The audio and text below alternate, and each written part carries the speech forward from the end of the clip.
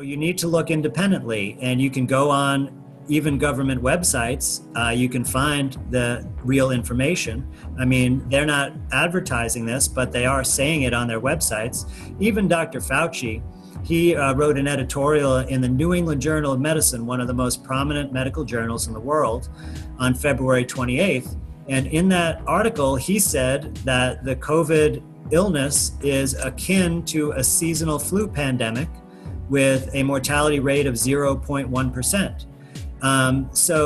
But then a couple of days later, he turned around and made an announcement from the White House that we need to, continue the lockdown measures for another period of time.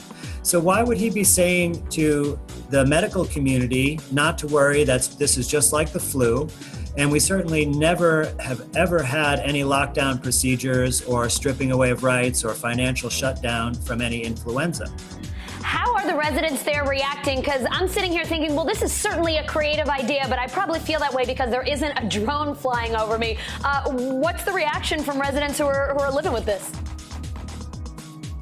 For some of them, it's a little off-putting, if you will. One resident said that he thought it was a little bit like Big Brother, that he called it an invasion of privacy.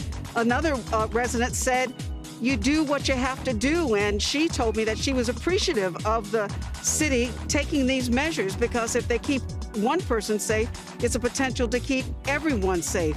But the mayor says he's heard it all. He's even gotten phone calls from people saying that this community is being treated as if it were a communist state. He says he's not paying attention to any of the criticisms because he's got one thing in focus, and that is taking the measures, taking the steps, going the extra distance, whatever he can do to keep people safe in this city. Please keep your hands away from your face. Attention.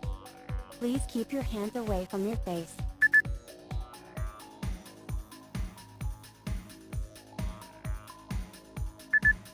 Attention. Social distancing violation. Please increase personal distance.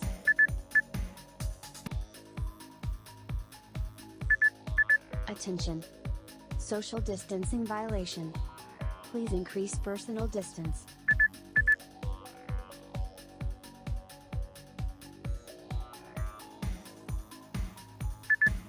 Attention. Please keep your hands away from your face. Please go away from each other and separate. You are not immune to this virus. You should not be congregating in groups and must be keeping a safe distance of at least 6 feet. NBC News correspondent Rahima Ellis joins me now from Elizabeth, New Jersey. And Rahima, how are people, or police rather, using these drones there in Elizabeth? Well, what they're doing, Allison, is this is part of their supplement, if you will. It's taking another step in their effort to try and make certain that people maintain the warning about social distancing, all in an effort to keep people as safe as possible. This is a community you mentioned. It's a small community, city of 130,000 people with 350 officers. And as the mayor said, they can't be everywhere all the time.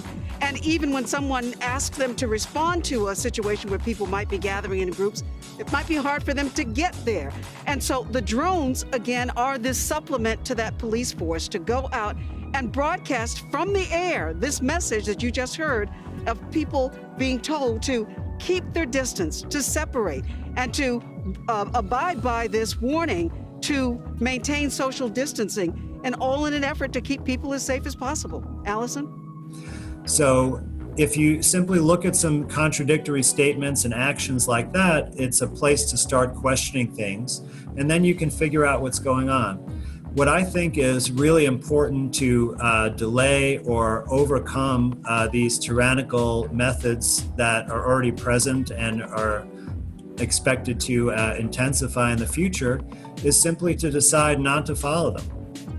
But the thing is that it's much more important to make a decision to preserve our rights than it is to risk money or prestige or anything else. Because if we live in a future where we don't have any freedom and any rights, it's not going to be any life worth living. We outnumber the people calling the shots by orders of magnitude. And if just a small percentage of us decide to just not put up with these measures and dictates, then there's really nothing that they're going to be able to do to stop us. Northeastern states have joined forces to reopen, but so far it's a patchwork of staggered ideas. En masse, businesses remain closed and the stay-at-home advisory continues through May 18th. Rhode Island may end its stay-at-home on May 8th, Vermont on May 15th.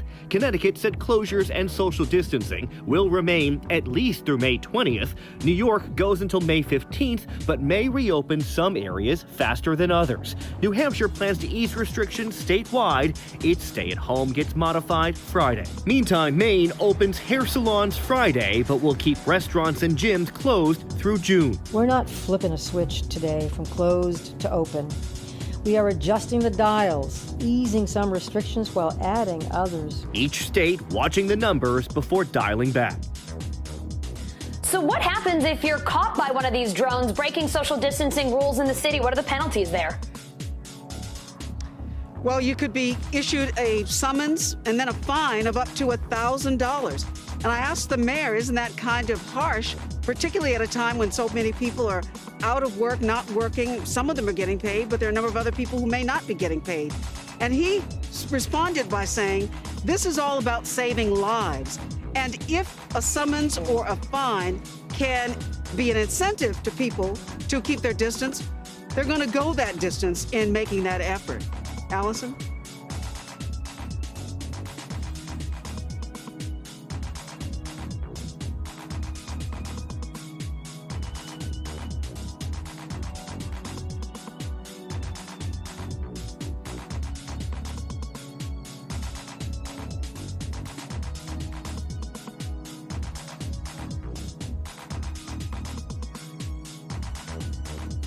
To the current health emergency, members of the public are reminded to keep a safe distance of 6 feet from others.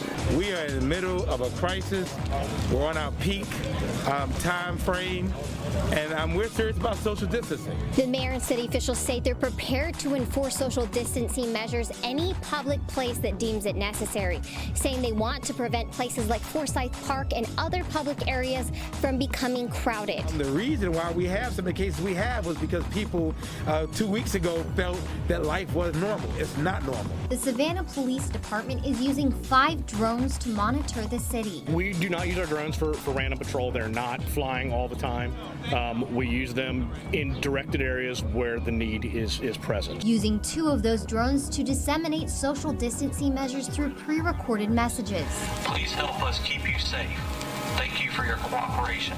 They give us the capability to put it airborne 100 feet in the air and cover a much larger area than an officer on foot could, and get the same message out rather quickly and safely. We not only have video, but we also have the feet on the ground to make them break it up.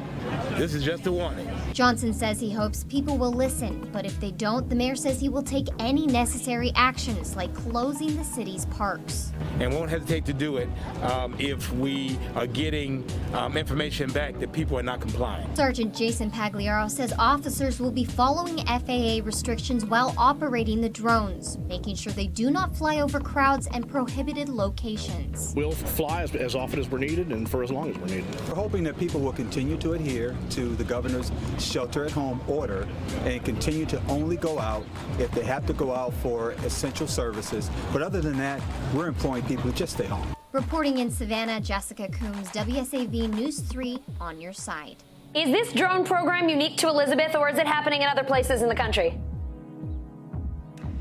There are about 100 of these drones that have been donated to authorities in 22 states. It's a company out of China called DJI, and they have added these drones to the law enforcement capability, as I mentioned, to authorities in some 22 states. And they say their objective is all about trying to reinforce this message of social distancing.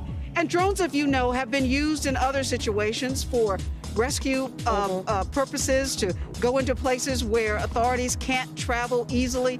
That's what they want to use the drones here for, Allison, as well. It's not just for the regular patrolling of the streets, but these drones are designed to go into alleyways and backyards and places where people might congregate that if you're just driving down the street in a patrol car, you might not see. So they're also encouraging residents to engage in that policy of see something, say something.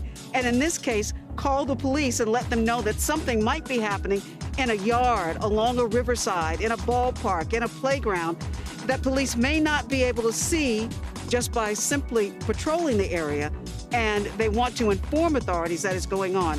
That's the situation that these drones are being used in.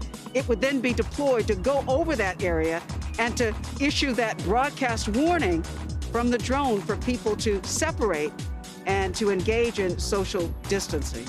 Allison?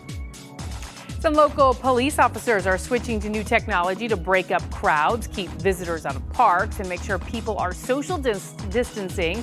They are using drones. News 6's Lauren Korn shows us how they are getting results. COVID-19, this park is currently closed. What we're doing here at this department is trying to leverage the technology that's out there and make it fit into this mold that is COVID-19. Daytona Beach police are now using 2 loaner drones equipped with loudspeakers. We apologize for the inconvenience. Thanks to DJI, a drone company with a disaster relief program. And these useful tools that Sergeant Tim Ehrenkoffer says helps disperse crowds and keep people out of city parks that are now closed. Reducing the officer having to go out there, walk into the park property, walk into a crowd of people, share those drones back and forth just to deliver a message that the park's closed, don't be in here. The department showing drone footage from one of its 30 missions over the last week. The video doesn't include sound, but it does show people complying at Derbyshire Park. That same drone also has a flare cam that can read a person's body temperature. Police say they're thinking about putting it in the front lobby to help stop the spread of COVID-19. Let's say if you have 103 fever, that'll come in handy with letting us know from at a glance, are you somebody who possibly has the virus? Do we need to make sure you have extra precautions? The department hopes the 2 loaner drones will officially become theirs once the program expires, saying it's another protective layer for an officer's safety. I think in terms of keeping officers safe, I think it's very important. This park is currently closed. In Daytona Beach, Lauren Korn, Getting Results, News 6. But I want to also say that I am very hopeful and optimistic about our future, because I see people on a daily basis. More people are becoming open and aware to what's going on. They're looking at things much more critically. And I think there's a really strong chance that we can all come together and perhaps even recreate a new normal that is not based on spying on us, on controlling our movements and privileges, and on tyranny, but one that is based on real freedom, where we don't have to rely on central authority figures to tell us what to do and dictate our pursuits and freedoms, where we have full property rights and the freedom to interact with our neighbors, to earn wealth and prosperity, to feed ourselves and families, and live the kind of life that we all deserve to live as human beings.